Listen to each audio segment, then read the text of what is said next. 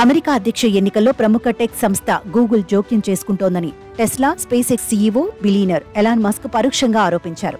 ఇదిలాగే కొనసాగితే తీవ్ర ఇబ్బందులు ఎదుర్కోవాల్సి వస్తుందని హెచ్చరించారు. రిపబ్లికన్ పార్టీ తరపున అధ్యక్ష రేసులో ఉన్న ట్రంప్కు సంబంధించి ఎలాంటి సమాచారం వస్తుందో చూడండంటూ కొన్ని స్క్రీన్ షాట్లు షేర్ చేశారు. ట్రంప్పై ఏమైనా నిషేధం విధించారా అని గూగుల్ను ప్రశ్నించారు. గూగుల్ సెర్చ్ లో ప్రెసిడెంట్ డొనాల్డ్ అని టైప్ చేయగా సజెషన్స్ లో president Donald duck, president Donald Reagan అని వస్తున్నట్లుగా ఉన్న స్క్రీన్ షాట్ ను మస్క్ తన ఎక్స్ ఖాతాలో షేర్ చేశారు. దీన్ని హైలైట్ చేస్తూ ట్రంప్పై సెర్చ్ చేయడాన్ని నిషేధించారని ప్రశ్నించారు. ఇది ఎన్నికల్లో జోక్యం చేసుకోవడం కాదా అని నిలదీశారు.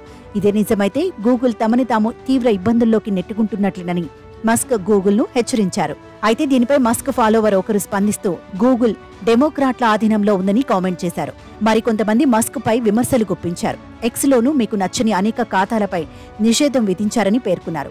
అలాంటప్పుడు మీకు గూగుల్ కు తేడా ఏముందని ప్రశ్నించారు. బైడెన్ అధ్యక్ష రేసు నుంచి వైదొలిగిన తర్వాత అమెరికా అధ్యక్ష ఎన్నికలు ఆసక్తిగా మారిన విషయం తెలిసిందే.